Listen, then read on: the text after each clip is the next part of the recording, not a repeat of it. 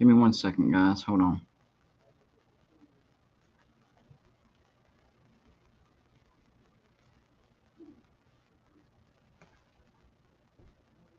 Hold on, guys.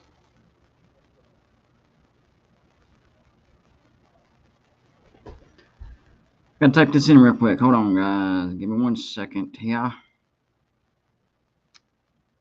Let's see. Getting something lined up for y'all.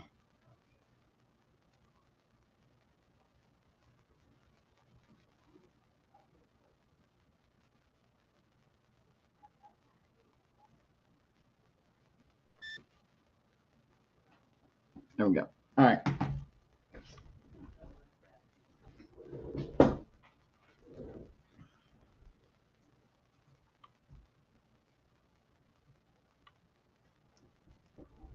Alrighty here. Let's get rid of that.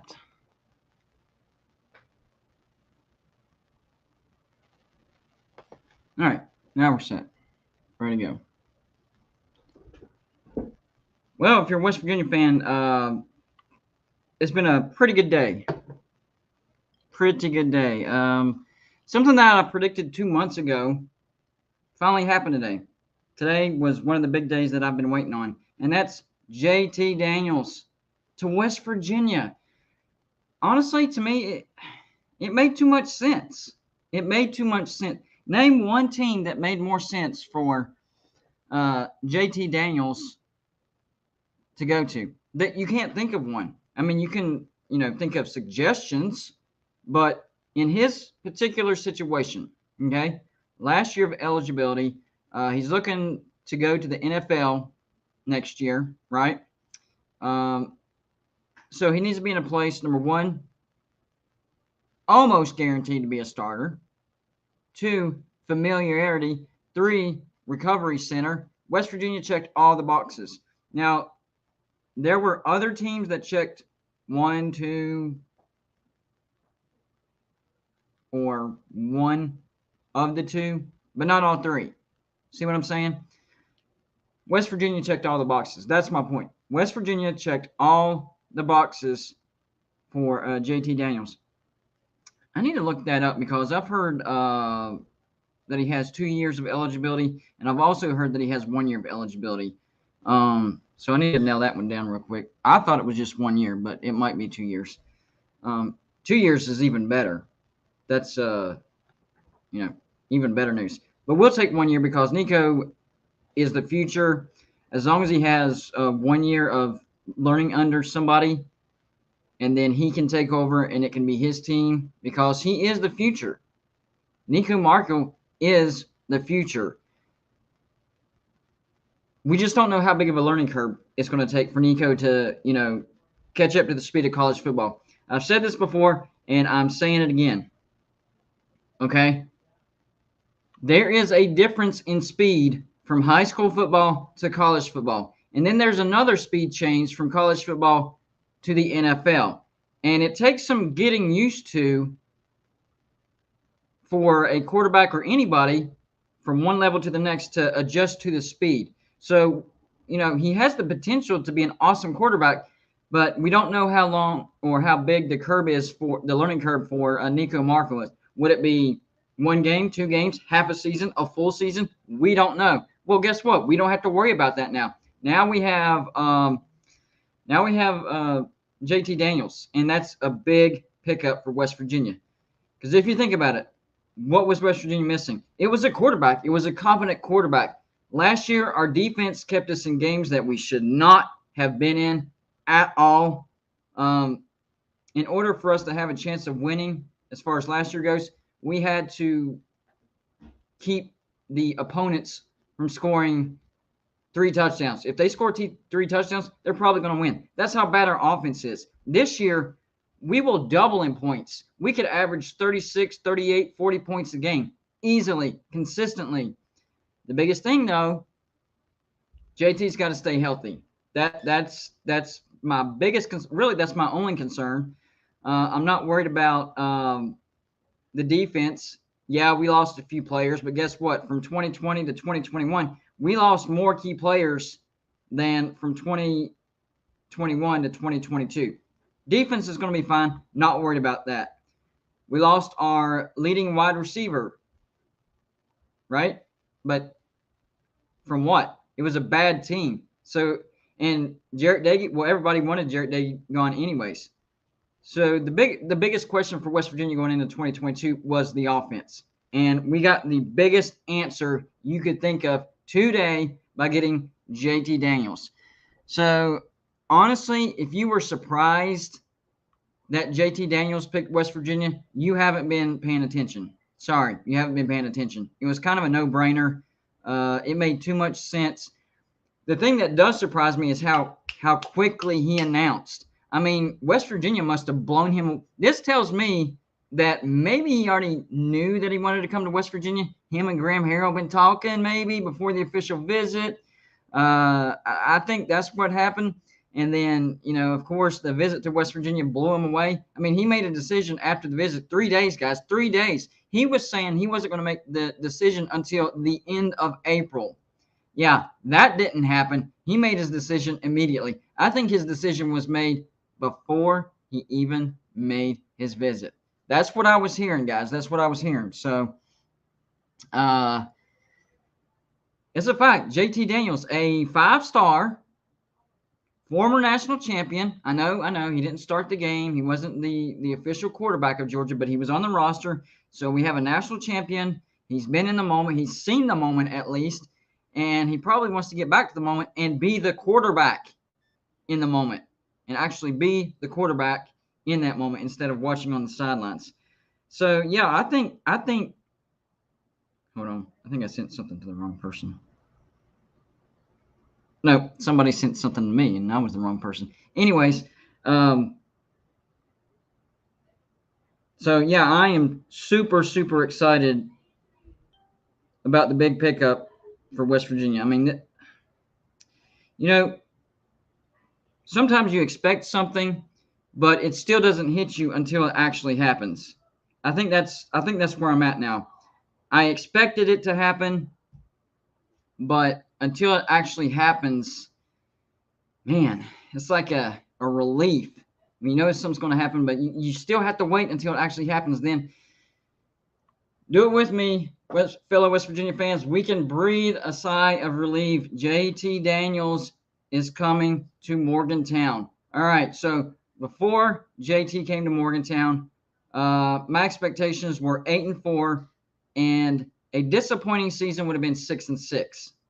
Okay, now that JT's here, I'm expecting 9-3, 10-2. Actually, leaning more towards 10-2, and a disappointing season would be 8-4. Man, that's crazy. One day changes everything. One day changes everything, and we're seeing that. And I'm seeing a lot of positivity in Morgantown now. For the past couple months, man, we've seen a lot of negativity, depression, just unhappiness in the West Virginia fan base. And I'm like, guys, y'all have no idea what's coming. For one thing, the Graham Harrell hire was the best hire we could have done. I mean, that was the best hire. So right off the bat, that was a good start. And then you add this onto it, West Virginia's gonna have a great season. So I ran through it on my video, but I want to run through it again. West Virginia's schedule real quick. Then we'll move on to something else. I just have to get this off my chest, okay, guys? We'll talk about something else after we run through this real quick, all right? So the first game is on the road to Pitt. Before JT Daniels, I was going 50-50, but of course leaning towards West Virginia. After JT Daniels, leaning heavily towards West Virginia. 75-25 is how I see it. So I'm going to mark that as a win. After that, Kansas at home, easy win. Townsend at home, easy win. At Virginia Tech, I'm saying 80-20, maybe 75-25, depending on how bad the crowd is. The Virginia Tech atmosphere is definitely more hostile than the Pitt, even though we're bigger rivals with Pitt. Their atmosphere is not that great. But the West Virginia fans will make a good atmosphere. So the atmosphere will make it tough, but I'm still going 75-25 West Virginia. At Texas, I'll go 70-30, even though I think Texas is down. They don't like us either. That's on the road, and it'll be our first Midwest road game. But I'm still going West Virginia. That's 5-0. Baylor at home. Before I was going 50-50, but because of it being a home game, I was leaning towards West Virginia. Now I'm saying West Virginia will beat Baylor soundly, probably like 2 touchdowns. I called it a blowout, but not really a blowout because you think of like beating somebody by 30 points or something like that. It's not going to be like that. I think we'll beat them by 2 touchdowns. It'll never be in doubt. That's 6-0 at Texas Tech. Texas Tech is a wreck, and that's their motto, by the way, wreck them. This year they're going to be a wreck, and we get a revenge game and pound the snot out of them. Could get ugly real quick. TCU at home, easy win there at Iowa State. That's the game that I'm dreading. Even when Iowa State is bad, really, really bad, it's tough to win at Ames. So that's a 50-50 football game, but I would have to lean towards Iowa State. They're that difficult to beat at Ames. After that, Oklahoma at home. I'm going West Virginia heavily. Before that, I was going 50-50, leaning towards Oklahoma actually, but now I'm going 80-20. I think that one is going to be close for a while, but in the fourth quarter, the crowd is just too much for Oklahoma, and JT puts them away. Kansas State at home. I do think Kansas State will be an improved team, but not improved enough to go on the road and beat West Virginia in Morgantown. And then finally, the road game at Oklahoma State. That's going to be the toughest game of the year, to be honest with you guys. It's on the road. Oklahoma State, one of the better teams in the Big 12. I say West Virginia probably splits those 2 road trips, possibly loses them both.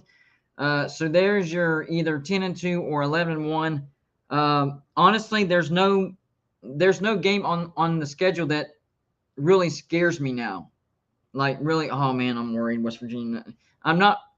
That's how confident I am now. And no, it's not just because of one player. Nuh-uh.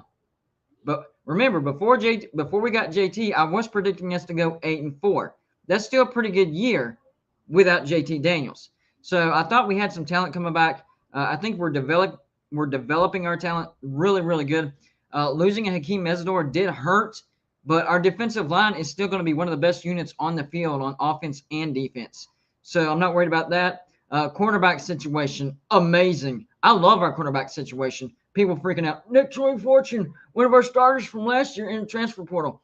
Who cares? The dude got injured in the middle of the season, and then Charles Woods steps in and locks down that corner. We get Charles Woods back. I'm fine. Nick Troy, best of luck to you. But you saw the writing on the wall. You saw that Charles Woods was beating you out for that position. And we also have Mumu Benwanhad and Jacoby Spells, the 4-star that we beat Miami for. So I like our cornerback situation. Safety, we're a little young, but I like what we have back there. Linebackers, we do need a little bit more depth on the linebacker situation. But Lee Cogba and Lance Dixon, great leaders in the secondary. So I'm really confident with our linebackers. Let's go to the transfer portal and add a few key positions. And now think about this. Not me as a West Virginia fan, other news outlets. Ever since JT Daniels announced that he's coming to West Virginia, now the floodgates have opened, guys. There are news media outlets that are talking about Amarius Mims from Georgia, the defensive lineman, 5-star offensive lineman, possibly coming to West Virginia. What? Even if that doesn't happen, the point is the floodgates have been opened. We're going to hear a lot of big names attached to the Flying WV this year as far as mentioning who they could possibly go to. If JT Daniels doesn't come to West Virginia, that doesn't happen. We're not in the conversation of any of those bigger stars.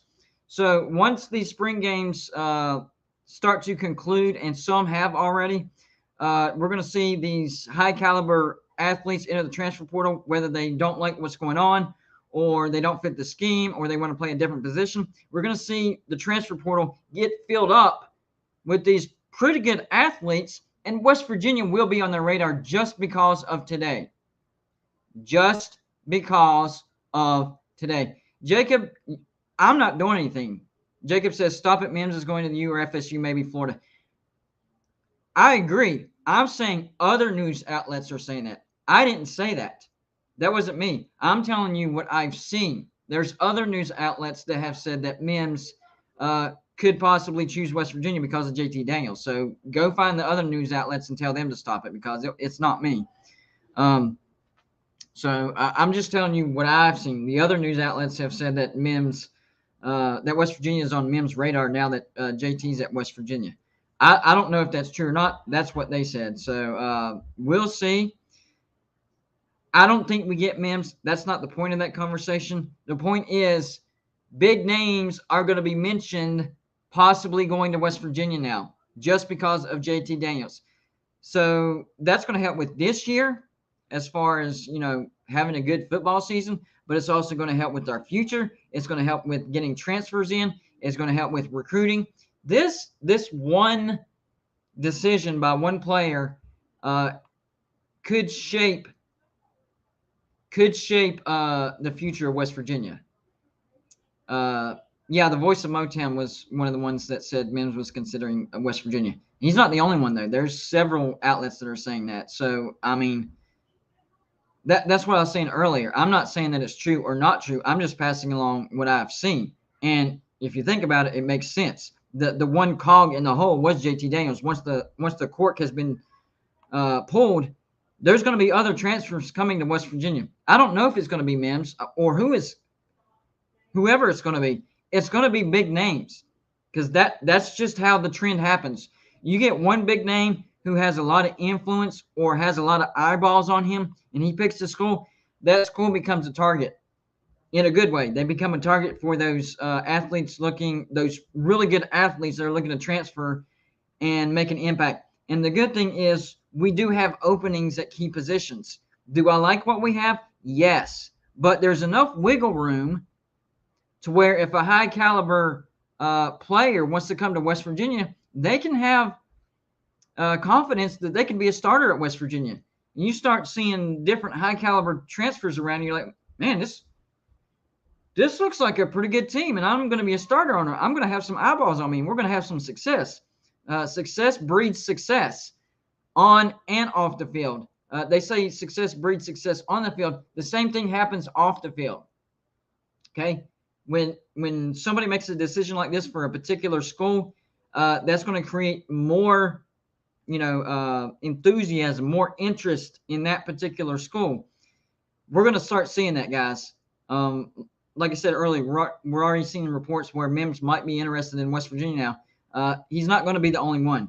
I'm letting you know right now, he's not going to be the only one interested in West Virginia. So that's just how college football works. That's not me making a prediction. That's not me trying to tell the future. I'm just telling you how it works.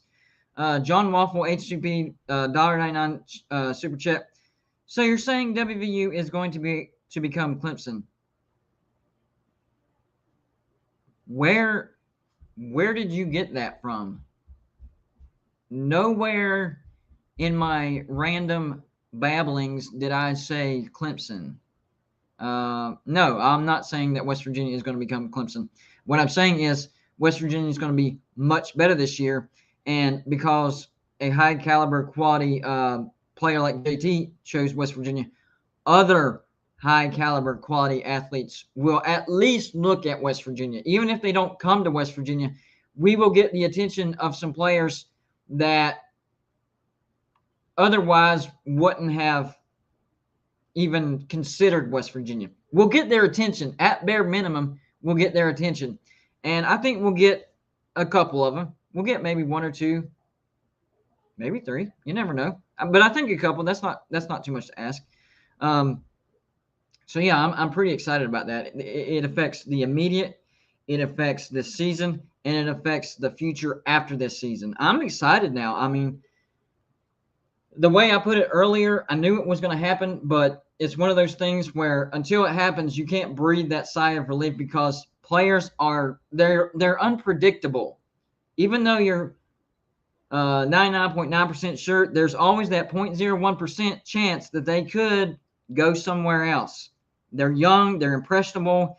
There's that last second push from another university or from a booster or from the NIL, whatever the case may be, that could snatch them up at the last second. So until the announcement comes, you're sitting on the edge of the seat.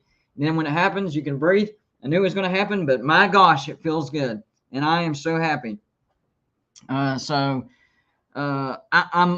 very, very excited. So I'm already going to the Pitt game with Talkus Pitt, the Virginia Tech game.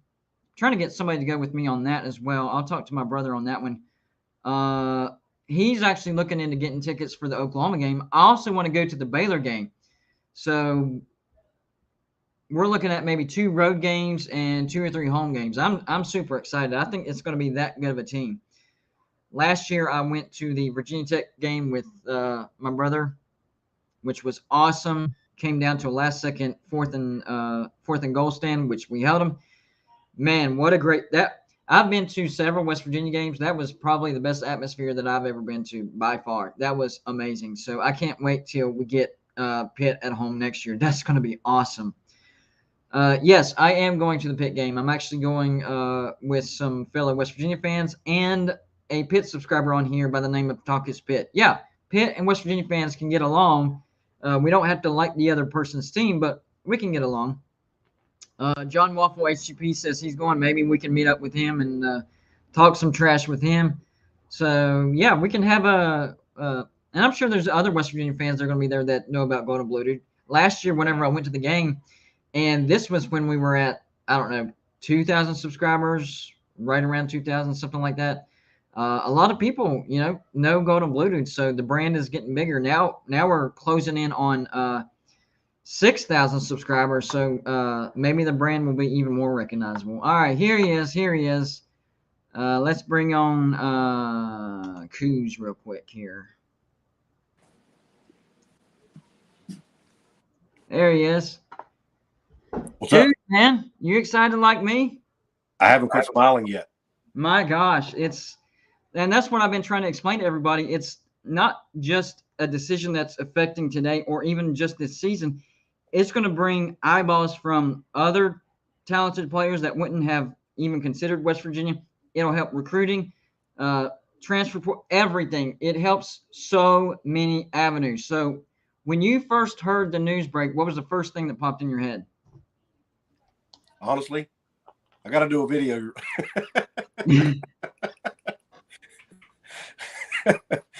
No, dude, I was touche.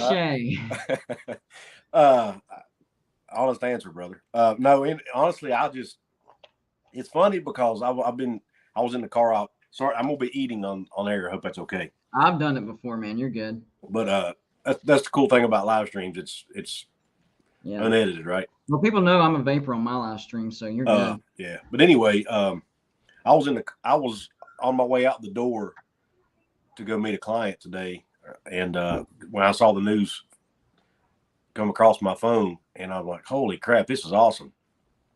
And then wow. It changed the whole day for me. I mean, that's what I'm trying to explain to people. Like, it's not just, oh, yay, we got JT Daniels. Like, it changes your whole mood. Like, my day was instantly better. But let's back up. I didn't do this right. Couz's Corner on with Gold and Blue, dude. Tell the audience. I'm sure most of the audience knows about you, but tell them what they need to know about you. Well, yeah, my channel is Couz's Corner, COUZ''S. Obviously, I'm on YouTube. I've also now started podcasting. I'm on a couple of podcast platforms, but primarily on YouTube. And I'm a West Virginia fan, as you can tell, but I also do videos on other college football related issues, and I'll do the occasional West Virginia basketball video as well. But primarily college football is what I concentrate on. Yeah, so me and you are like birds of a feather whenever it comes to that. Yeah, similar to Gold and Blue, dude. Yeah, that's why we need to do more of this. I like we do, man. We do. We don't do enough of it. It's just, how it is. It's tough for us to.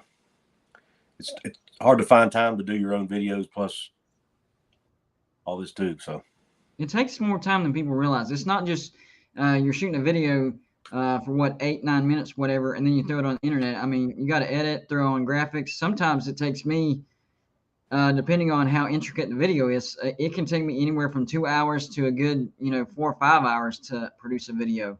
So it's not as, just throw it out there as people realize, unless you don't care about your brand. If you don't care about your brand and you want to put trash out there, then, be my guest. Good luck with that. And you've got to promote it too. Yeah, promoting. From all the Facebook groups that I promote, it takes me about 20 minutes every day. You got to respond to comments on your. You got to respond to the comments. Yep. And I'm not complaining. I love doing it. It's fun. It's definitely a different animal. But it does take time. Yes, it does. That's the main point you were trying to make right there. It takes time. Trust me, I know. I really enjoy it. But yeah, great day for Mountaineer Nation. And I'm like you. I didn't mean to. I didn't cut you off, but no, you're good.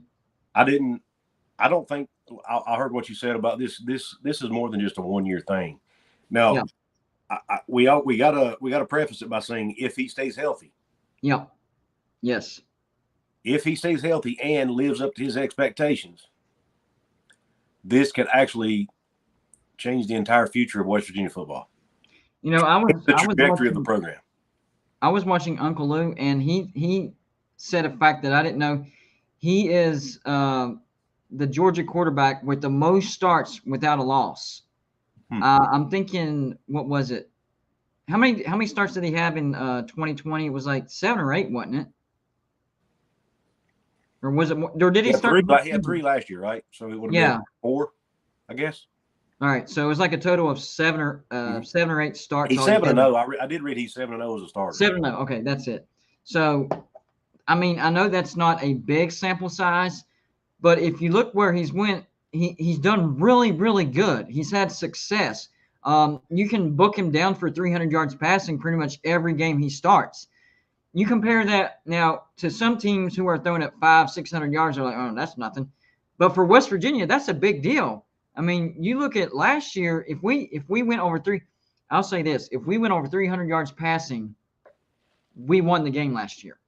That's how bad our offense was, and that's how unbelievably gritty our defense was. Our offense was so bad, but that defense kept us in football games.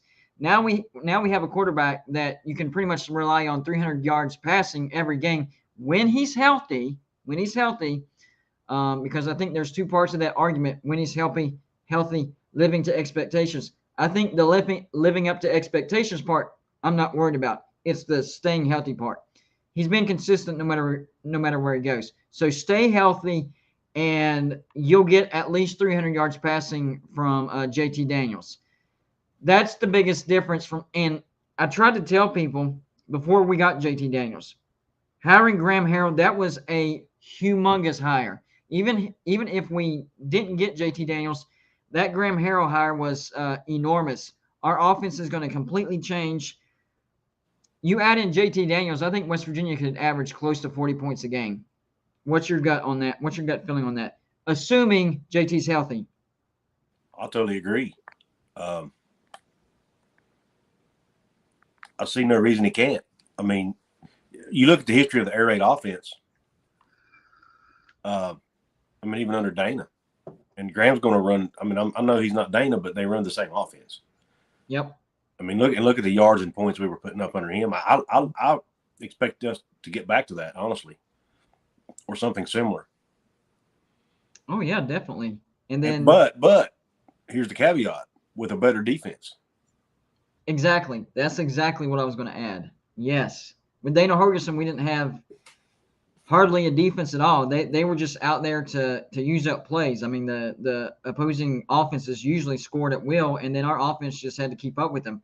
Now we have a proven system that even when we lose key starters, you look at 20 to 21, we lost more key starters from 20 to 21 than we did from 21 to 22. And the defense was still able to be at a pretty good level. It wasn't elite like 2020, but it was still good to where it was keeping us in football games that we had no business being in, keeping the opposition under 30 points pretty much every game. And if you can keep your opposition under 30 points, 9 times out of 10, you should win the game. But our offense was so bad that wasn't the case. This year, if our defense can keep our opposition under 30, we have that chance, that 9 out of 10, instead of last year, like a 2 out of 10.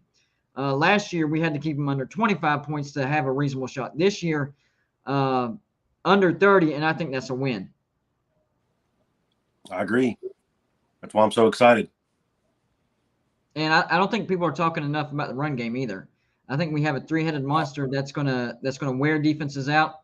They're gonna make that secondary cheat up, and then JT can air it out, or if Nico's in there, for fill-in time or whatever, they can air it out, and we'll be able to take advantage of the defense that way. That's the one problem our offense has had. Running the ball so-so last year, not even so-so, not good at all. That offensive line couldn't hold blocks. This year, I think our run game will be much better, and then that'll allow us to be able to attack the secondary much more efficiently than what we have. I am ecstatic about our running back room right now. I think Tony Mathis is going to be a breakout star this year. I feel that confident in that guy. He's hungry. He's been working hard. He's eager, and were it not for injuries, I think he could have had some breakout, or at least come close to breaking out last year. But he was injured first half of the season. Oh yeah, absolutely. So I'm really excited about him, and I think Lynn Jay is going to be a great 1-2 punch with him. And from what I've heard from the coaching staff, Justin Johnson's looked really good too. I've heard Jalen Anderson is Jalen Anderson up. Yeah. So we could see all four of those guys this year.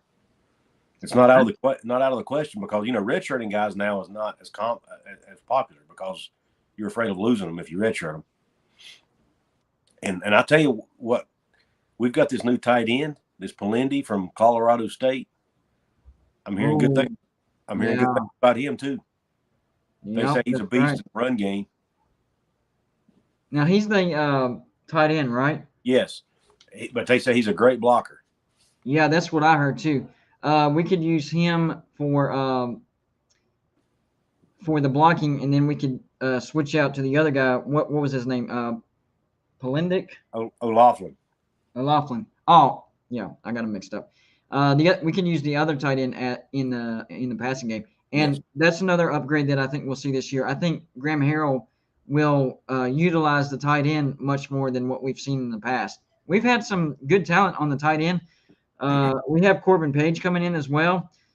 It's just figuring out a way to utilize them. I think Graham Harrell will mix it up enough to keep the defenses honest, and I think our tight ends will be capable of making some big plays to where getting a 15-yard pass play on a first or second down, and then the defense is all kinds of mixed up. Right. Hey, I want to address a comment real quick. All right. Jacob Watson says, let me go back up a little bit where I can read it. He says, explain your offensive line. All right. Explain your DBs, receivers, 3 positions you're going to struggle at right there now. Cover and explain that, please. All right. Let's start with offensive line. We have over 100 games between these 5 guys up front. Zach Frazier, second-team All-American as a sophomore in only his first year playing the center position. Okay? Everybody needs to realize that. The kid had only played center for 1 full season and was still second-team All-American as a sophomore.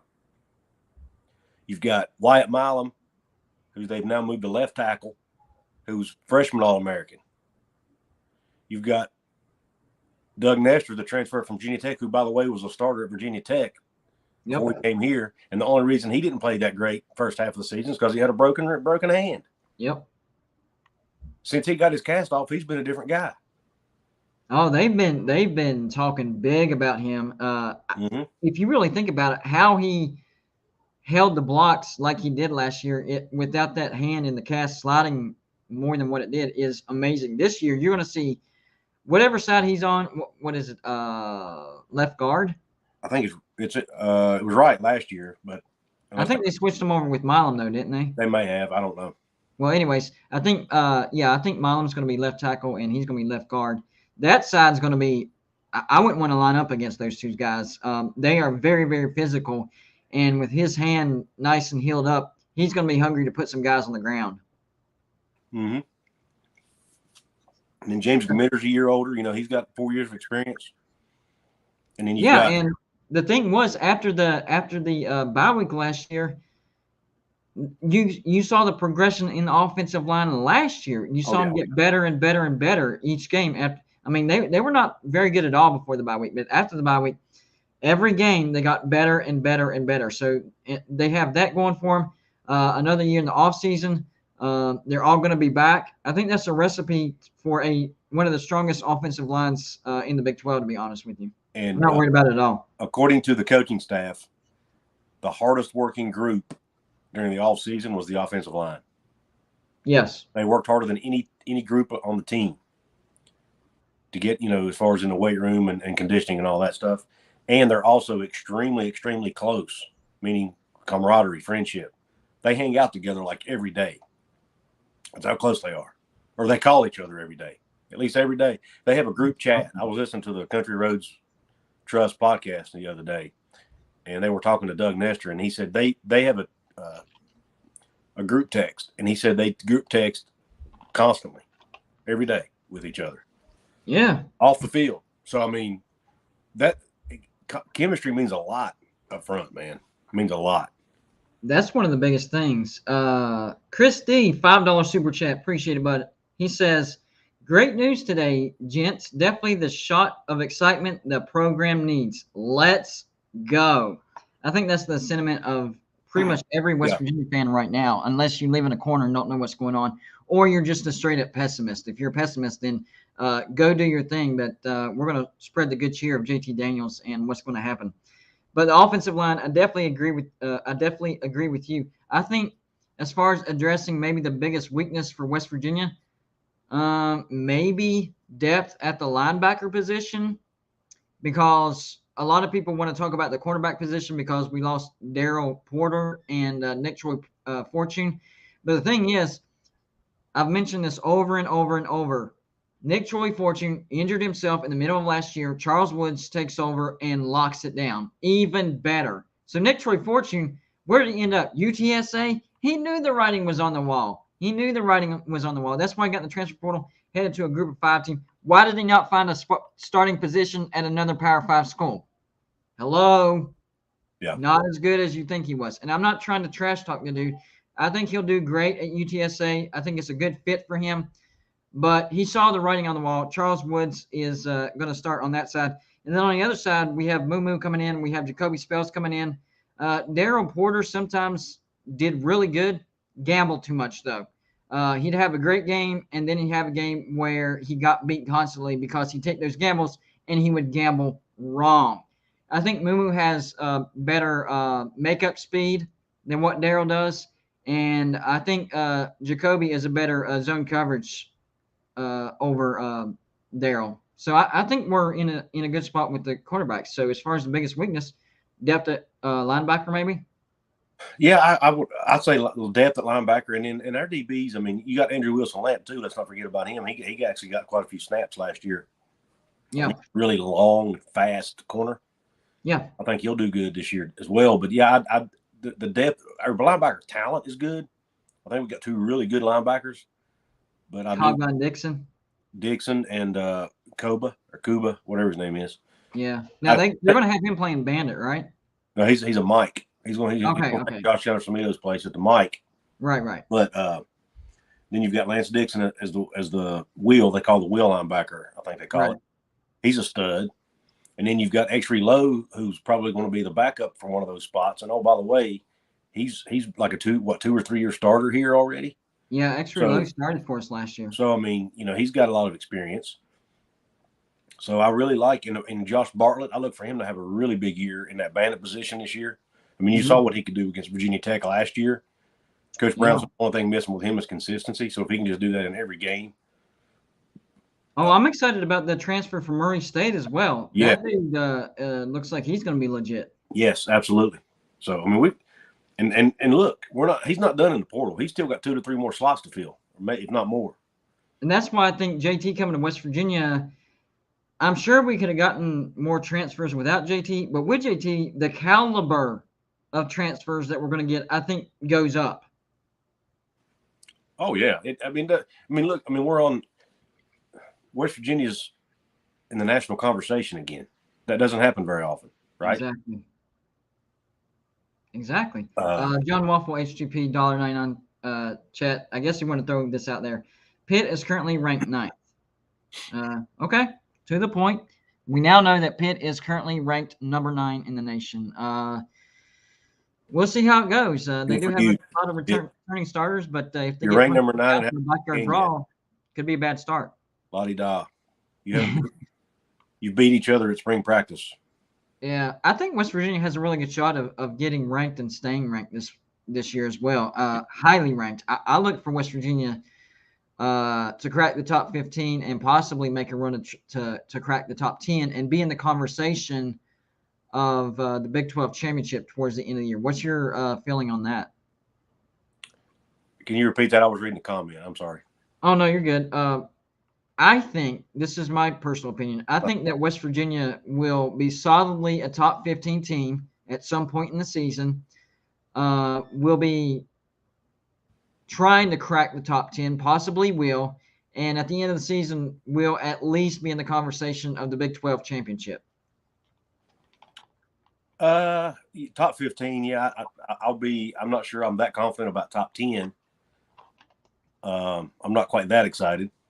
Well, put themselves in the position to where I think we have a really good chance to be in, like you said, in the conversation for the Big 12 championship.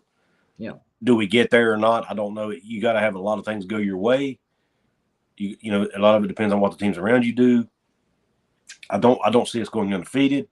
No. I don't even see. As a matter of fact, I think we lose at least 2 games, if not 3, just because that's the nature of the game. And we got a good team. Well, we're West Virginia fans too. That's what we're used to. Well, I mean, I've learned not to get my hopes up. I try not to, man. It's tough sometimes. This news today makes it impossible. But oh man, I do think we'll be in the conversation. I think I predicted in my prediction video that I did right after the season that we would finish 5th in the conference. I'm now changing that. I think we got a really good chance of finishing the top 3 in the conference. Yep. I agree with that. And be able to at least sniff the championship game. Exactly. So I don't know if he's still in the chat, but we did have the voice of Motown, in the chat, and he said that he's heard that Mims, that 5-star offensive lineman, is thinking about West Virginia, and he stands by that comment. Yeah, I had read that somewhere else too. I don't think he's the only one saying that. That's what I was saying earlier. Yeah, there's right. About 3 sources that I saw. I mean, people can bash you all they want to, but it's out there on the World Wide Web. All you got to do is look for it. Well, okay, how would you feel about that? We got 5 returning starters. Seems like they're gelling together. What if it's, hey, I got to start, or I'm not going to come over to West Virginia? Would you still welcome the board? No, I'm not big on guaranteeing guys starting spots because okay, I agree with that. If he wants to come and earn his spot, I have no problem with it. Yeah. And I don't think Neil Brown would do that, honestly. Doesn't seem like his style. I doubt they even did that to JT. I'm sure he knows he's probably going to start, but I doubt he guaranteed it, you know? Yeah. But I mean, I don't know. I'm iffy. I don't want to see us waste our scholarship on a position we don't really need. Right. If that makes sense. I'd rather him use it I'd rather him use it for a linebacker and a defensive back. But if they do have a spot open, bring him on, man. That's how I feel. I don't know if you can pass up a 5-star offensive lineman, man.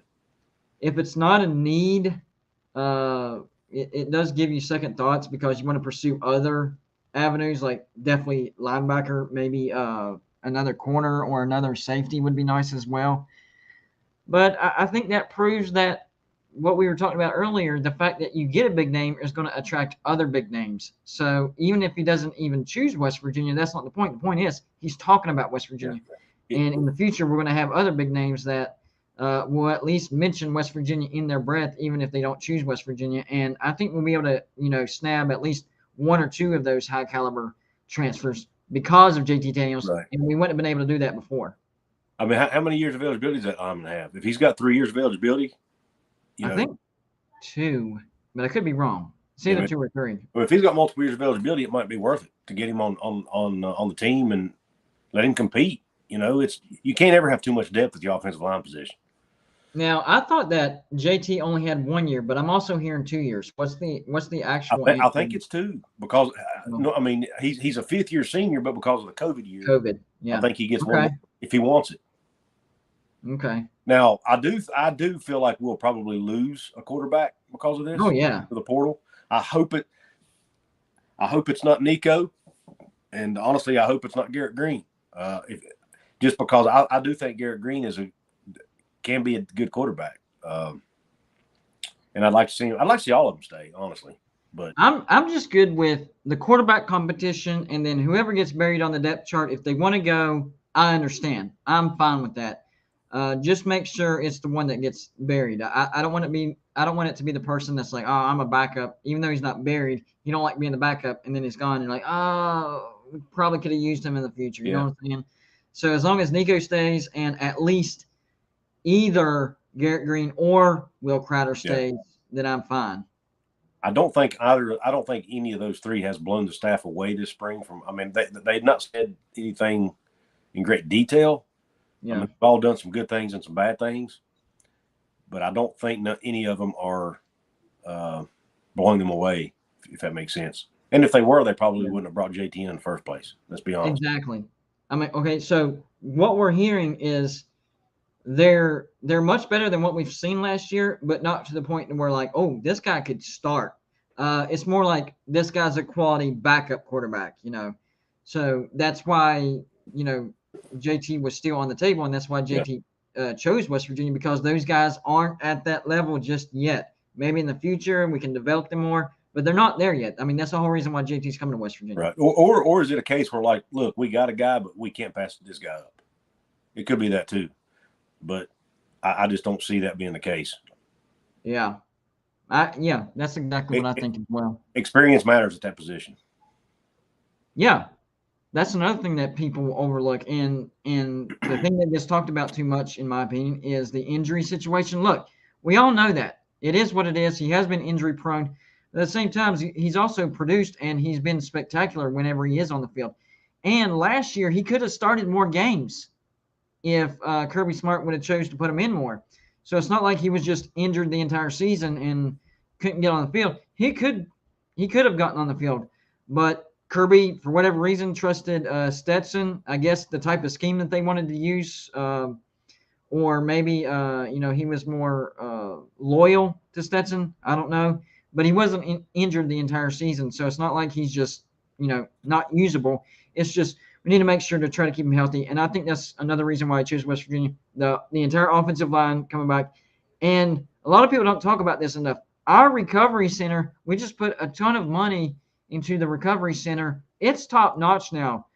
So it's going to attract those bigger names because recovery is a big deal. I mean, you go to war when you play football. So having a good recovery center and making sure they get close to 100% as possible, that's a big deal as well.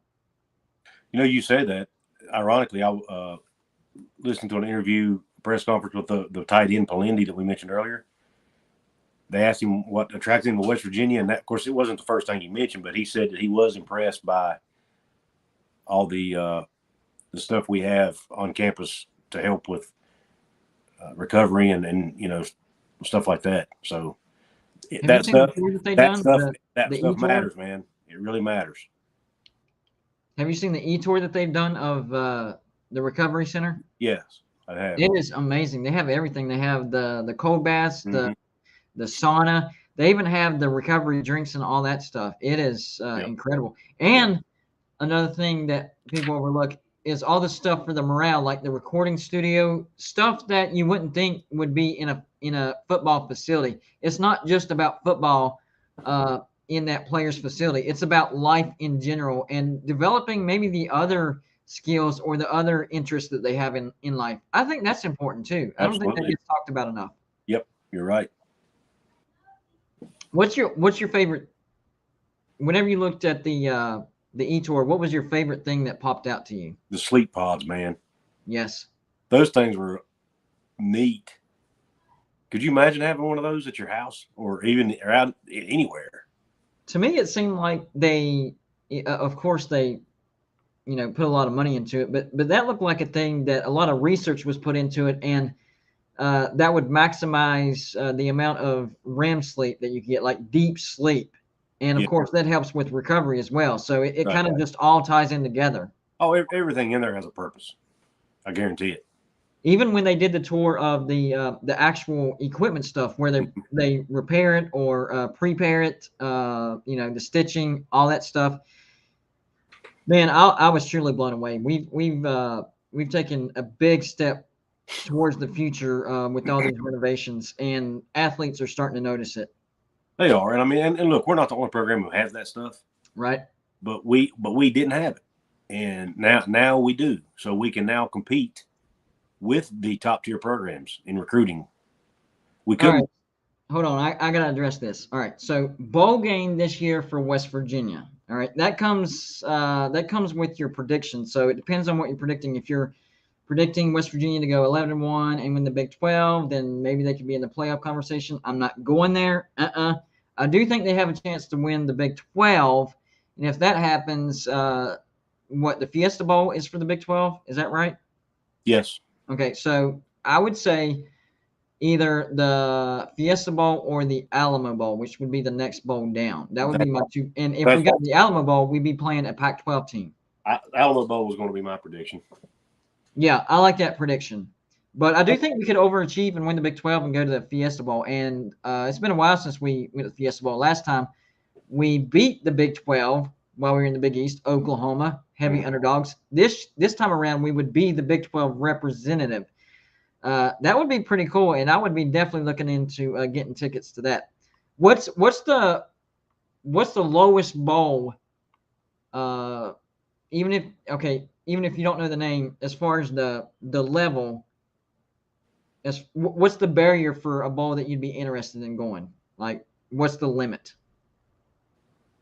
I mean, they should. I mean, for it to be a successful season. Yeah. Whatever we played in the Guaranteed Rate Bowl last year. What's the one between it? I guess the Liberty Bowl, maybe. No, I'd go above the Liberty Bowl. What's between the Liberty Bowl and the Alamo Bowl? Hold on. Is there one?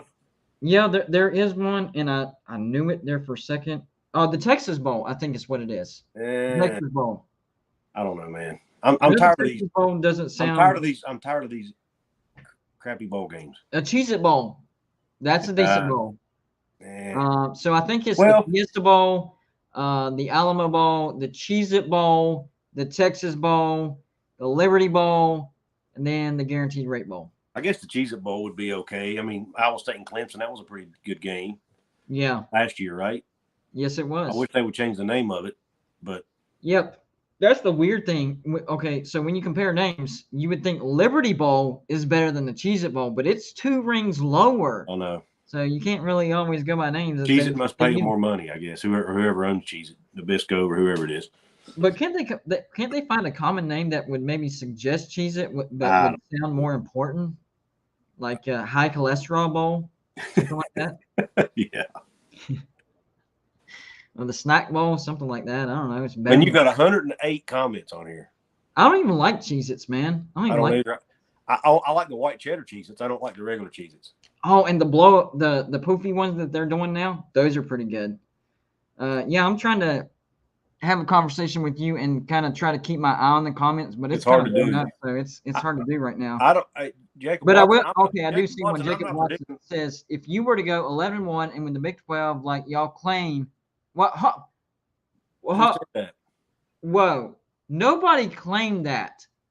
We're suggesting that because of JT Daniels, it's a possibility. We're not saying West Virginia's winning the Big 12. We're saying they could be in the conversation. And once you get in the conversation, that means you're close. And if something happens to the team above that they get a loss, you could backdoor your way in. And once you're there, anything can happen. So there's a bunch of scenarios that's up in the air, but we didn't claim that they would win the Big 12. Moving on from that, he says, and win the Big 12 like you claim. Hold on. Now the comments. That's how fast these things are going. Like you claim, you might make the playoffs. Yeah, that's a fact. If we can go through the season with just one loss and win the Big 12, yeah, we would definitely be in the conversation of the playoffs. I guess it would depend on how many teams went undefeated and then, what conference those other one losses, like a one loss Ohio State, they're going to put in over a one loss West Virginia. I don't care who they lost to. They'll get in over us. Same thing with probably with an Oregon or an Ole Miss or a Georgia.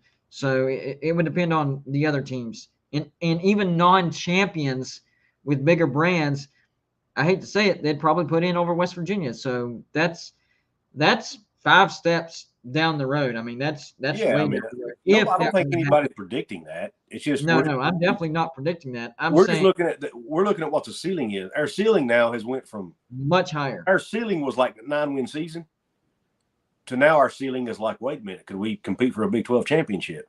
You know what I mean? Now the floor is what my season prediction was going to be, 8-4. I think 8-4 should be the floor. Eight. Uh, I said 8 wins. a lot of people are a little skittish and maybe go 7-5. I think if JT Daniels, now there's some stipulations, okay? JT Daniels has to be healthy. That's the main stipulation here, all right? And no stupid goof up mistakes, all right? And I think West Virginia is capable of that. Our defense has been steady, consistent, not worried about that side. We're young in some spots, but they'll come along. Our offense is going to be much better. That's why I'm saying the floor, as long as JT Daniels stays healthy, the floor should be 8-4. 8-4 is my floor right now. My floor was 6-6, which would not have been a successful year, but I could have seen us, tripping up to 6-6. Now I think the floor 8-4, tripping up to an 8-4. Yeah, I could go with that. I mean, to me, in year 4, if you can't win 8 games in year 4, yep, you're not doing something right. I mean, I hate to be. I mean, I like Neil Brown, so I'm not sitting here trying to say I want him fired and all this, because people sometimes make my comment. Anytime you make a negative comment, they turn into he wants him fired. That's not what I'm saying. Now we're going to see 3 videos on how Couz's corner trash talk Neil Brown. Yeah, right. I mean, I'm not. It's not. I like Neil Brown. I love what he stands for. I love the way he runs the program. But at the end of the day, he's got to win football games. And yeah, exactly. The excuses of having dangerous recruits don't exist anymore. Yep, that last excuse happened last year. Now it can't happen anymore. I think Couz got a phone call. It's my stupid landline. Every time I get on, make a video or get on a live stream or anything, my freaking phone rings, man. I think somebody knows you went live, so they're trying to blow up your phone now. It's the kids' school with these stupid robocalls. Oh my gosh, yeah. I don't have a landline, but they blow up my cell phone. So yeah, I know what you're talking about. Okay, so one quick thing before we get out of here, and that was what we were talking about earlier. So on the video that I made, I said something to the effect of, even if we were to bomb this year, I still wouldn't be all that worried because we would have Graham Harrell as a possible backup coach. But that's only if, the offense still looked good. So let's say West Virginia bombs this year, but the offense still looks good. Would you still be confident in the backup plan of Graham Harrell? I get. I mean, I don't know. It's hard. It's too early to answer that. And we don't want to think about that either because we just got JT Daniels. That's not what we want to think about. Not at all. I just think it's worth at least having a fleeting thought about because you want to be prepared for everything, Yeah. Yeah. I mean, I wouldn't have an issue with it as long as the offense looks really, really good. Right. And Brandon, to answer your question, Brendan, I'm sorry. I actually got this shirt last year when I joined the Mountaineer Athletic Club. Yes, the Time to Climb campaign. This was a shirt they sent me. That's where it came from. But anyway, I wasn't sorry. Sometimes those comments distract me. But you're good. And somebody asked if you were going to do a call-in. Weren't you going to do a call-in show? I was, and I completely forgot about it. So I do have the phone too. So if you want to ask me or Couz a question real quick, how long you want to go? You got what, 15, 20 minutes left? Or I'm fine. I don't want to hijack your show, man. No, dude. Trust me, you're good. So if you've already tried to call in, because I did advertise it as a call-in show, I apologize, but it doesn't look like anybody's tried to call in. If you have the number, go ahead and give me a call. We're good. Looks like there's a few that do. Yeah, hold on. I got to lower this mic so you're going to hear a pop. I don't want people getting other people's phone number. All right. So if you know the number, and I'm going to lean this up a little bit. You're more than welcome to call now. Can you still hear me, man? We good on that? Yeah, I hear you fine. All right, I'm just making sure. We already have a. Hey, you're on with Golden Bluted and Couz. What's up, GBD and Couz? Couz, I love your channel, man. GBD, thanks for having me on. No problem. I just joined the live and I heard you say call in, so I just wanted to call in real quick, especially on an awesome day like this. Exactly. So I recognize that voice. I'll just throw the question out there for both of you guys, and you guys may have already talked about it. I have no clue because I just joined, but with the transfer of JT coming to WVU, how does this affect Garrett Green's future at West Virginia?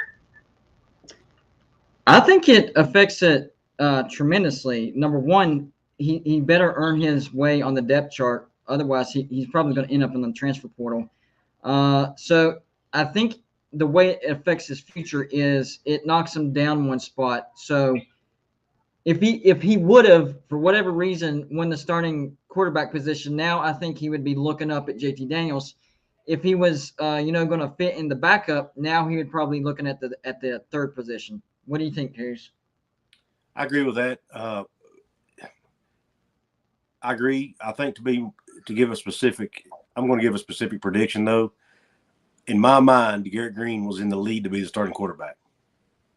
Okay. And that's strictly based on what I've heard out of reports from spring practice and what the coaches have been saying. I think he was probably the lead guy right now by a small margin. Plus his experience. He's got an extra year experience. That's true. A lot of people, I mean, it wasn't like he started every game, but he got some meaningful snaps. Meaningful snaps. And he's been on the team for 2 years, which matters. He's been through a lot of practices, and if he loses that spot and gets knocked down a rung, like you said, it would not surprise me one bit to see him enter the transfer portal. I think he's probably the guy that gets impacted the most by this move, actually. Justin Trosper is wanting to know what the number is. Joey, you're in the chat. Put in my email. To get the calling number, you got to email me your name and the number you're going to call from, and then we send you the number. That's how we keep the ignorant trolls from getting in here. So Joey will put in my email in the chat, and then you email us. Go ahead, bud. The only other question I guess I have for you guys, well, not really a question, but to just see what you guys think. With the updated roster with JT on it, way too early record prediction. I'm going 9 wins. What do you guys think? I'm stuck on 10-2. I'm really locked into 10-2. I looked at the schedule. So I would split Virginia Tech and Pitt. I would love to win them both, but I'm going to split those 2 games, and then I'll split Iowa State and Oklahoma State, those 2 road games as well. What about you, Couz? 9-3. 9-3. So Couz is with you at 9-3. I'm at 10-2. Yeah, I think 9-3. I would love to see us 10-2, man. That's been a while since we've had a 10-win season. But thanks for having me on, man. I just want to get on here real quick and talk to you guys. Just big fans of both of you. Have nothing but respect for both of you guys. Think you guys do a really good job giving a real coverage of West Virginia sports. And so yeah, just thanks both of you guys for making such great content. And let's go Mountaineers, eat shit Pitt. Awesome stuff, man. We appreciate your support. Thank you, man. Thank you. Talk to you guys later. All right, man. See you. That was a pretty awesome call right there. Is that who I think it was? Yeah. I want to say something. I've given that guy a lot of crap. Yeah. But he's definitely a watcher for sure. He's a supporter. He's been writing some good stuff lately. Yeah. You're on Golden Bluted. It's dark as Pitt. Wow, no. Oh no. What's up, bud? Not too much. I heard that little eat shit Pitt right before I got off here to call in. And you know what? He just made you say it. Shame on you, talking shit. Well, we say it all the time to each other, actually. It's actually starting to become something that we say to ourselves now. Oh, y'all figured out that it rhymed, and it's kind of catchy, right? Oh, no. Actually, it's more of like we're going to smack you in the mouth come September 1st type of thing. Oh, okay. I don't hear as much confident in your voice now, though. What's up with that? Well, no, actually, my questions about Pitt, especially at quarterback, were answered in the spring game. I do not want Keaton Slovis behind center. Really? What happened? He's horrible. He threw an interception to a linebacker that got returned for a touchdown. Oh my gosh. So who are y'all looking at? Patty. I can't believe I'm saying this, but I think Nick Patty. Are you shocked about this, Couz? What you're hearing from Talk His Pit? Yeah, I mean, I watched a video. Somebody on YouTube, I don't remember who it was talking about the spring game, and I thought their stats were pretty similar, weren't they? Yeah, I thought so too. But I guess the biggest thing was that pick six that he threw. I mean, he got sacked multiple times. Nick Patty only got sacked once. Oh. But wasn't one of them playing with the backup O line? Who had the backup O line? Who had the backup O line? Slavis had the backup O line. All right. So that might excuse his sacks. What about the other mistakes? I guess would be the biggest question. I don't think he's 100% comfortable. Like, I think this is a completely different style of offense because he's used to a college-style offense. We don't run a college-style offense. We want a straight-up NFL-style offense. So you're like pro style. Yeah, we're pro style, and he looks like he has absolutely no clue what he's doing. Okay. So, and Pit fan, how do you think that stacks up against our defense? Because Slavis has more of an arm than Nick Patty does. Okay. So that's the one downfall. However, I think Nick Patty is just better at reading defenses than, Slavis is, especially because you're going from USC running a completely different style of offense, playing against completely different style of defenses. And then you come to the ACC where everything is, dare I say, more simple. I got you. Okay, so I'm gonna put you in the middle of something real quick because I see a comment from Tar Heel, and I actually see what he's talking about. He's talking about a thing in the background of Couz's Corner where it claims that he's the number one WVU fan, and Tar Heel thinks that I should take exception to that and throw the gloves down. What do you think?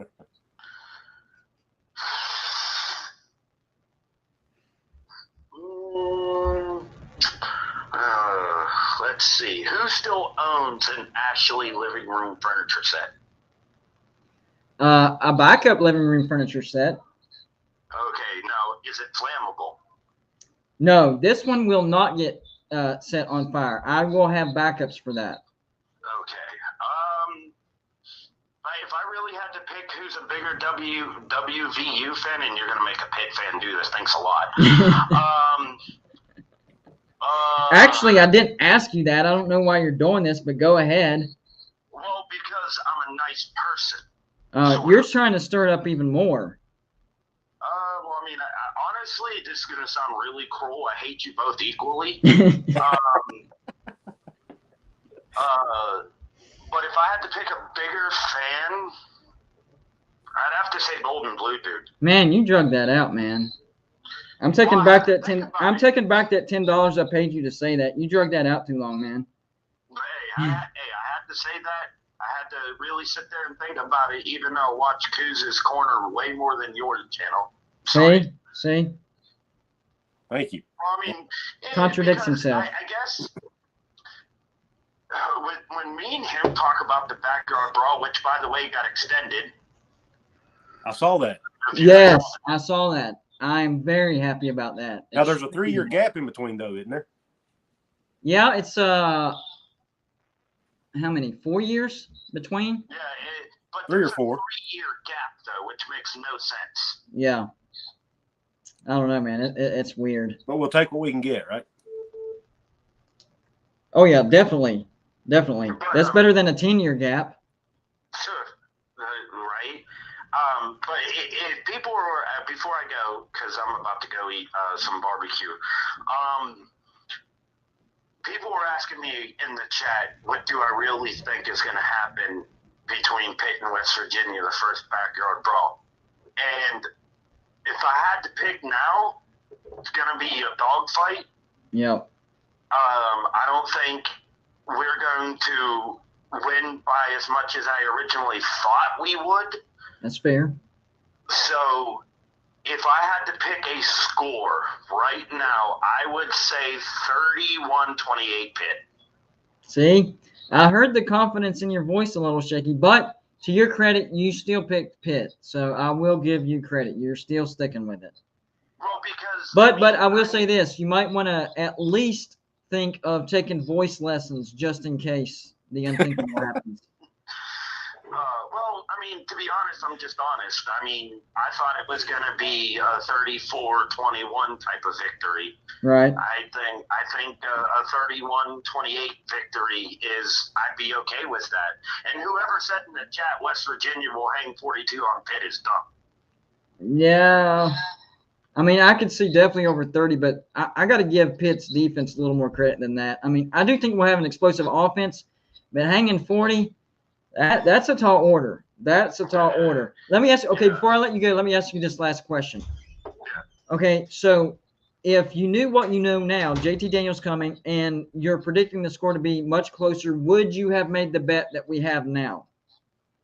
Oh, yeah, I still would have. Okay, I'm just making sure. I'm not a sissy. I made that bet over a year ago. And I'm sticking to it. I got you, man. We'll be there. We'll be there. I mean, I might need therapy afterwards, but it'll be cool. Just keep the Pitt fans off me. Just keep the Pitt fans off me. That's all I ask. Look, I'm as much as John Waffle is a Pitt fan, I don't agree with 98% of the crap that comes out of his mouth. All right, I got you, man. I'll let you guys go so you can get at least one more caller in, and I'll hop back in another chat. All right, man. We'll talk to you later. See ya. All right, bye.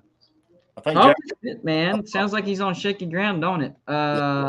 Whoever tried to call, you can call back. I think it was Jacob. it was Jacob. He said he promised he'd keep it civil. Okay. Hey, you're on going to Bluted in Couz's Corner? Hey, how you doing, Bone Bluted? I'm doing well. How about you? Oh, good. This is actually Jacob Watson calling in. I got I you. have a lot to say. I'm just going to go out and get it out. All these West Virginia fans talking about 11-1. I mean, do you think that could happen? Or Okay, so I do admit that I mentioned 11-1, but that's more of a if everything goes right situation. I mean, everything. I mean, he'd have to stay healthy. We'd have to win all the 50-50 football games and only lose one road game. That's a tall order. That's an extremely tall order. So if I had to put a percentage on it, and I'm going to ask Couz right after I'm done, if I had to put a percentage on 11-1, I would say between 10 and 15%. What about you, Couz? I don't know if I don't know. I guess that's more. I was going to say higher, but I think that's probably more. About 20%. All right, let's knock it down to 10-2. Now, when you get to 10-2, it's a massive gap. I would go. I know this is a big jump, and only one win separates it, but it's a big difference. I would go 60 to 70%. That's what I'm expecting. 10-2. I'd say 40. Okay. I understand. I mean, y'all realize JT Daniels is only one player, right? Yes, I do. But he's a quarterback, man. Yes, and the way we've tried to explain it is that's what we've been missing. Last year, I've said this like a lot, and I know you've heard me say this, but 4 out of our 6 regular season wins, 50-50 football game. What was the difference? The quarterback play. Our defense does what they're supposed to do. Our wide receivers make plays sometimes, but the quarterback could not read the field or throw a wide receiver open to save his life. You know who's excellent at throwing a wide receiver open? JT Daniels. Yeah, I get that, but you realize your offensive line allowed the most sacks and had the least amount of rushing yards in the Big 12, right? Oh, yeah. Yes, we do.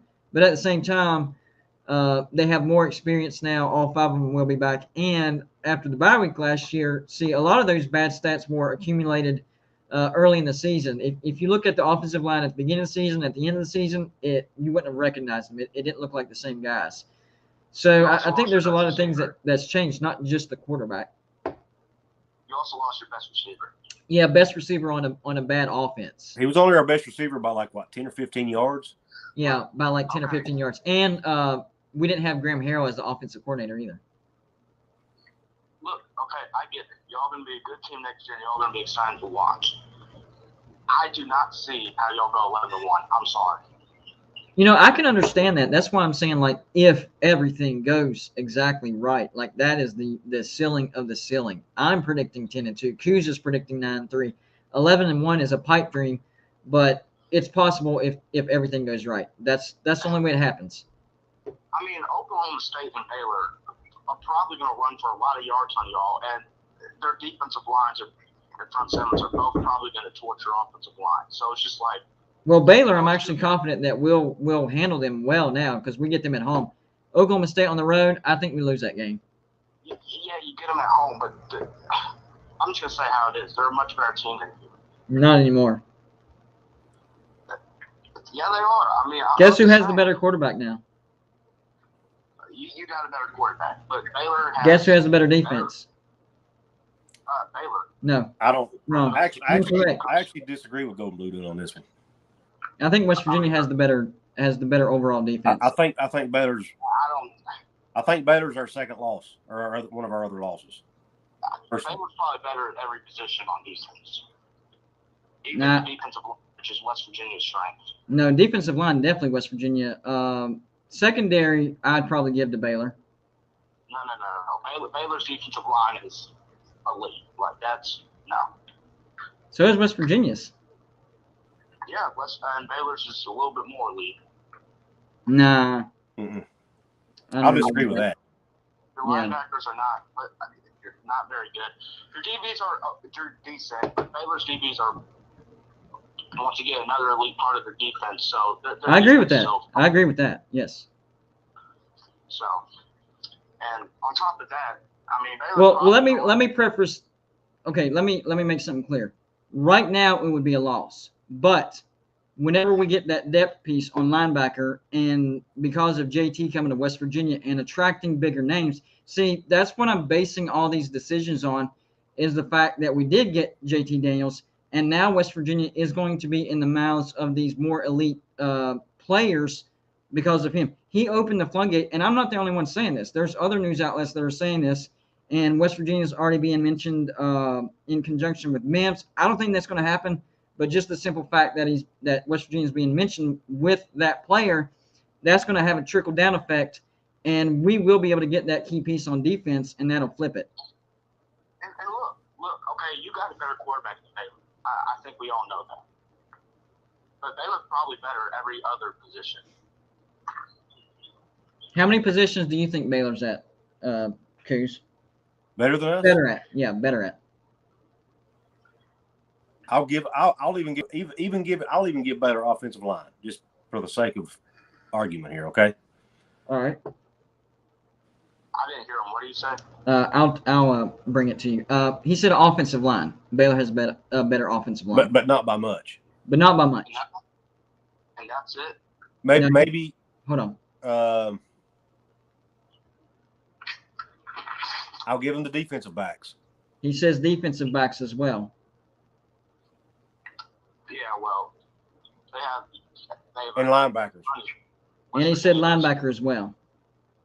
Okay, so offensive line, linebacker, DBs. Right. Okay, That's well. And the offensive line, not by much.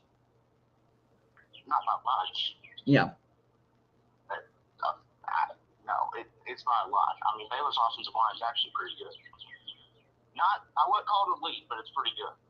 That's what I said. I'd give them to Baylor. And their defensive line is one of the best in the country, so I think they're definitely better at that position. We will disagree with the defensive line, but okay, carry on.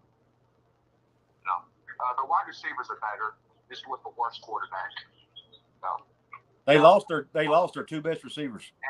And Baylor lost their two best receivers, and West Virginia, their leading receiver was only the leading receiver by like 10, 15 yards.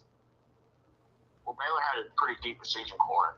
They're getting some back. They'll be better there. And so did West Virginia. We got two of our biggest starters back, Prather and Bryce Ford. And Bryce Ford Wheaton. Yeah, and Sam James. Baylor's was a little bit deeper, and their Arian Smith, their running backs, they're better too. Oh no, bro. Not the West Virginia running back core. I know how good it is. Baylor's just a little bit better again.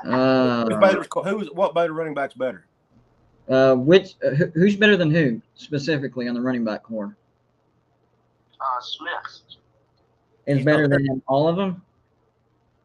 Yeah, pretty much. Abram So Smith's not there Abram anymore. Smith is better than all the running backs we have. Abram Smith's not on the team anymore. Yeah, he is. I didn't know that. Couz says he's not on the team anymore. Oh, that might be true. Well, okay, here's what it sounds like to me. It sounds like, you know, they have three groups that are arguably better than West Virginia. The running back situation we're kind of debating, but then throw in the fact that this is being played in Morgantown. Are you really that confident to pick Baylor as a loss for West Virginia? Like, how confident are you to pick them as a win or as a loss for West Virginia in Morgantown? I'll go probably 75% to 80%. They lose. Ooh, I might have to put some money on this with you. We'll talk later about putting some money on this. How about that? I can't put money on it, but I think Abram Smith is still on the team, actually. I'm gonna look it up, but I'm pretty sure I'd actually had a call with David Smoke not long ago, and we were talking about that. He said he was talking to David Smoke, who covers Baylor a lot, and they were talking about him not being on the team. But he's double checking right now. All right, so Yeah, before I think he's still on the team. Before we let you off here, all right, two questions. Number one, you're picking Baylor. What's the final score there?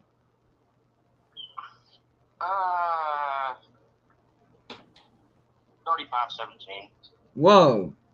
Now, I don't know if that. Oh, dude, if you would have picked a closer score, maybe debatable. Think about it, but that's a little much, especially in Morgantown, man. I'm not sure about that. Honestly, it might be a little bit lower scored because Baylor runs the ball very well, and they're going to get insane pass rush on y'all. That's just a fact.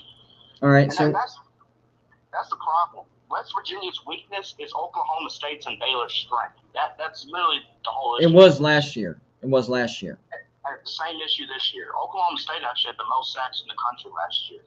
I think we're on the opposite side of the argument, and we both can't be as sure as we are because nobody's played. So we don't, we don't really know. But I see what you're saying because their strengths were our weaknesses last year. I just don't think that's the case this year.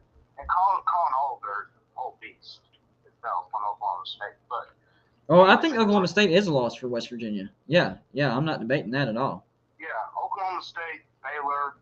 We'll see about Oklahoma. Honestly, I got to see more about them. Is it on the road? No, it's at home. Oh, y'all might win that then. Yeah, I think this is our first Big 12 win against Oklahoma this year. Yeah. Like you said in your video, Iowa State, a very tough place to play. I don't know if y'all win that. Right, I can believe that. In fact, I'm probably going to lose that, in my opinion. And then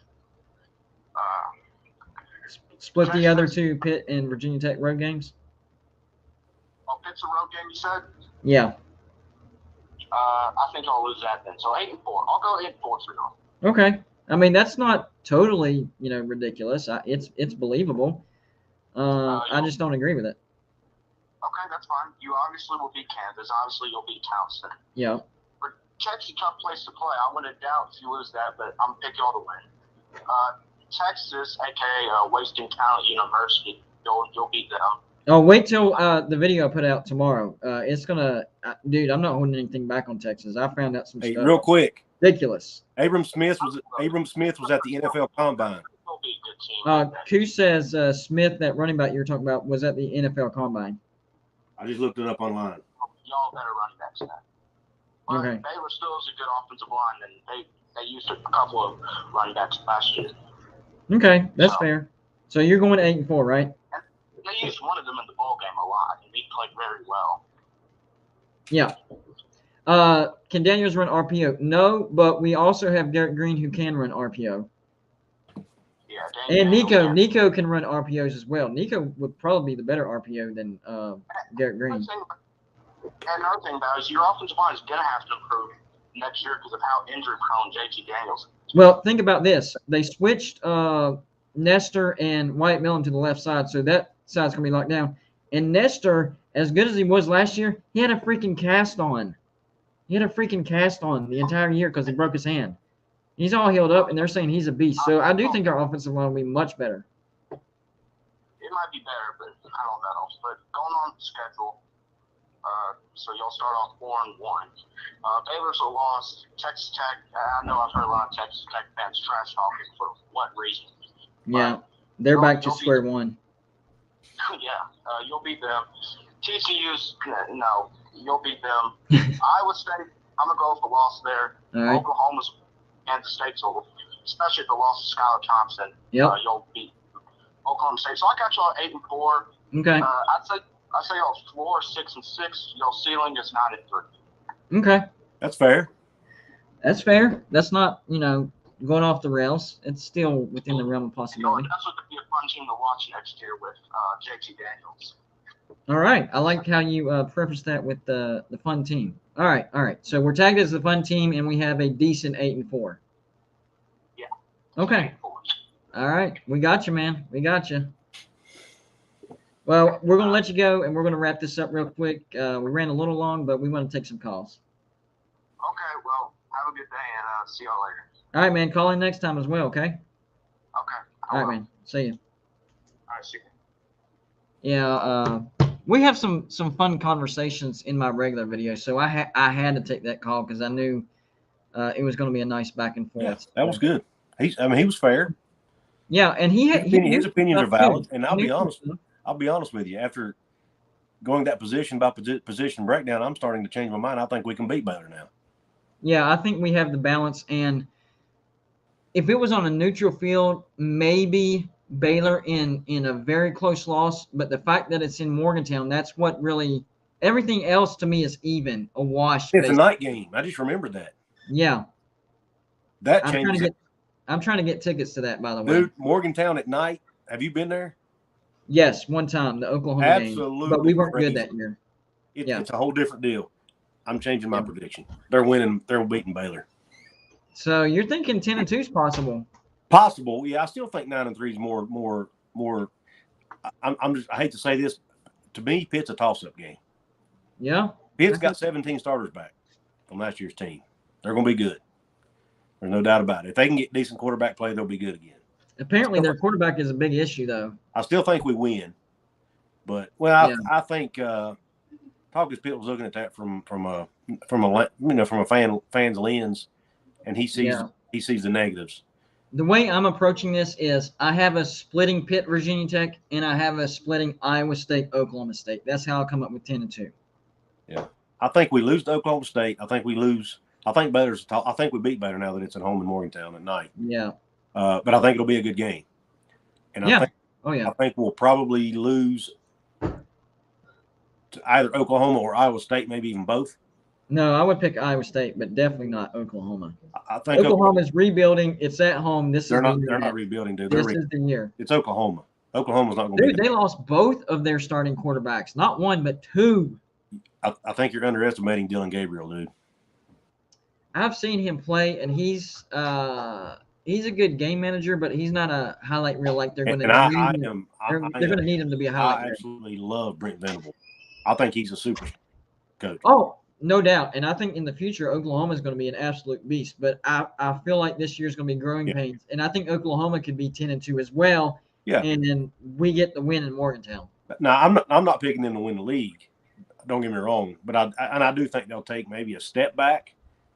But they're still going to be a 9-10 win football team, probably. I agree with that. Because they're Oklahoma, and they've got guys. Yep, I agree with that too. But I think the quarterback play does go down because I think Lincoln Riley's ability to develop quarterbacks is vastly underrated. He wasn't good with defenses. I fully admit that and agree with that. But I think we'll definitely see a drop in quarterback production under Brent Venables, at least at first, until they figure out the kinks in the new system and how the offensive coordinator wants to call the game. But year one, there's going to be some hiccups, and I think one of the big hiccups will be in Morgantown. Yeah, I hope so, man. We owe them big time. Yeah, the last time we been that close to beating them how many different times now? 3. And we keep coming up short. Closest one, 2018. Should have won that one. I think if we had them on a 4th down, dude. 4th freaking down. if we win that game last year, I think we have a different season. There was 2 games that decided our season. That Oklahoma game and the Texas Tech loss. But I don't think the Texas Tech killed our loss season. happens if we beat Oklahoma. Exactly. I think Exactly. I they agree were with that still too. mentally at Oklahoma when they played Texas Tech. It was such a letdown game that they Beat them twice. beat them twice, exactly. Yep. So I think if we win that Oklahoma game, we end up beating Texas Tech.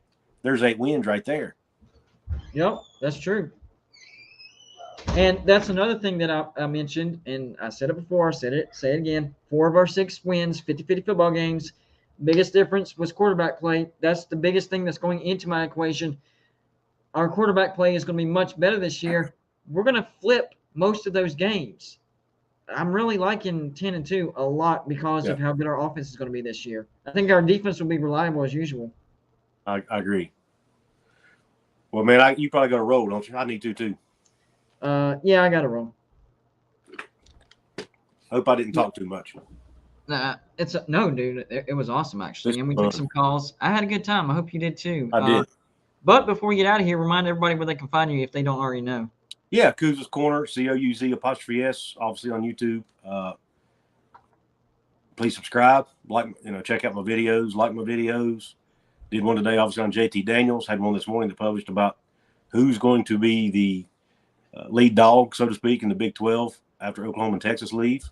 I think that's an interesting conversation. So go check them out, please.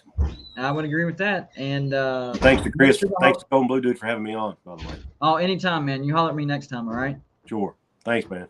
All right. Have a good evening. Yep, you too. Couz's Corner, man. Loved having him on. I will have him on again. That was an awesome show. On your way out, guys, make sure to hit the thumbs up button. Thumbs up. Joey says one last time, winner of the $25 gift card to GoldenBlueDude.com tonight is Brian Wadzinski. Brian Wadzinski, you're the winner of the $25 gift card to GoldenBlueDude.com. Congratulations. Email Joey at footballnewshour@gmail.com. So to claim your $25 gift card, Brian Wadzinski, email Joey, and he will work that out for you. Special thanks and shout out to Couz's Corner. Special shout out and thanks to you guys. There is no Golden Blue Dude. There is no great live show without you guys. And if you are already a Patreon, live show for Patreons tomorrow. We'll go 7 p.m. Trying to go kind of in between. Not too early, not too late. So Patreons, 7 o'clock live show. And if you're not a Patreon, you can join the Patreon page for as little as $2 a month. That's change that you can find around your house. $2 a month. And you'll get at minimum, at minimum 8 extra live shows. 8 extra live shows and discounts on the merchandise store. Exclusive videos on the Patreon page. Come on, guys. $2 a month for all that stuff. That's a good deal. So go check out the Patreon page. Join the Patreon page. We greatly appreciate your support. Thanks to everybody that super chatted, financial support. Can't do it without you guys. Y'all have a great evening, and we will see you tomorrow on a regular video, and for Patreons, another live show. Let's see, this laptop sometimes. Y'all have a good night anyways.